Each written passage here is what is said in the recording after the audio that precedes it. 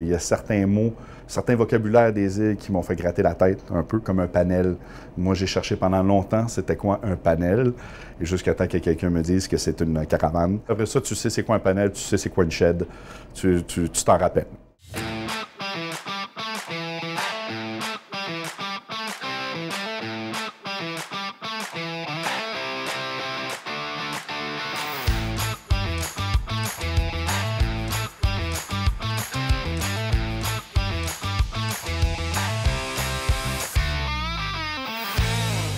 Avant la CTMA, j'ai travaillé dans les entrepôts, j'ai travaillé en production. Et après ça, je suis allé travailler dans le camionnage. J'ai fait un DEP en transport par camion. Et après ça, ben, on s'est peaufiné un peu plus. On est allé au cégep prendre un cours en logistique du transport et en gestion du transport. Je me suis présenté sur place pour voir qu'est-ce que ça avait l'air. Ça correspondait à ce que je cherchais, dans le fond, qui était de toucher un peu à tout et d'être quelqu'un qui peut être assez polyvalent. Je connaissais les îles de la Madeleine seulement la géographie. Je n'avais jamais mis les pieds aux îles de la Madeleine. Et ça a été vraiment là, pas un choc culturel, on pourrait dire, mais vraiment là, quelque chose que, OK, c'est pas ce que je suis habitué, mais c'était tellement un beau défi.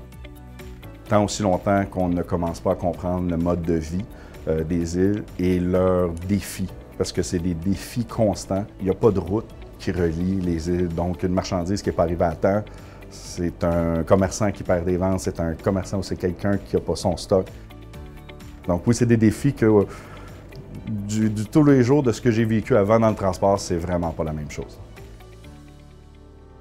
Donc, mon rôle vraiment, c'est je vais vérifier tout ce qui est réglementation en transport, parce qu'ici, on reçoit beaucoup de matériel qui n'est pas nécessairement standard, qui n'est pas du 48-40 dans les palettes.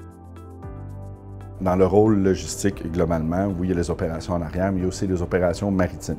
Dans les opérations maritimes, on doit leur fournir un document un peu d'avance qui vont savoir à peu près qu'est-ce qu'ils vont recevoir sur le bateau pour planifier le plan de chargement du vendredi. Le vendredi, on a un temps qui est très strict pour le déchargement et le chargement du bateau. Les dernières remorques les vendredis, c'est mes remorques prioritaires, les remorques de denrées alimentaires.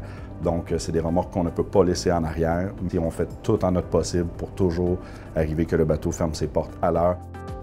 L'ambiance et le travail d'équipe à la CTMA est un peu spécial, qu'on pourrait dire, parce que l'équipe est vraiment très loin. Mais une chose est sûre, c'est quand on parle le même langage et on parle toujours pour aider le client. Plus qu'on travaille ici, plus qu'on sait qui commande quoi. Et ce que ça fait, c'est que ça nous aide aussi à aider un peu le client aux îles. Le transporteur qui arrive ici avec une palette de bœuf qui est supposée être congelée puis qui nous dit que ça va dans le frais, ça se peut qu'on pose la question puis qu'on aille voir la marchandise puis qu'on se dise non, on va le mettre dans le congé, nous, parce qu'on sait, on connaît le client, on sait qu'il va le prendre congelé. Souvent, quand le monde nous demande qu'est-ce que vous transportez, on transporte de tout. De la boîte de couche au cercueil, on parle de voitures, on parle de pépines, de grues, de bulldozers, et ça, c'est tout ce qu'on peut transporter, on va le transporter. On voit beaucoup d'objets un peu inusités dans le transport, c'est-à-dire des sacs IGA roulés avec du duct tape qui sont dans le congélateur, des choses comme ça. Quand quelqu'un vient chercher ses pâtes à viande, tout ça, à la CTMA, ils ont un sourire dans le visage parce que c'est un peu de leur patelin qui reviennent dans leur table à manger. Quand le monde vient chercher leurs frais puis leur congeler, c'est papa, maman, ou c'est vraiment des souvenirs qu'ils ont de leur patelin et on est très content de leur donner. Là. Quand tu commences ici, tu ne vois pas l'impact que tu peux avoir, jusqu'à temps que tu commences à vraiment mettre tes deux mains dans tout ce qui est les opérations, dans tout ce qui est la logistique. Et les impacts, comme je disais, qui peuvent être quand même assez considérables là-bas, même si nous autres ici, si on jette la boîte, on recommande à une autre, tu l'as demain, c'est fini.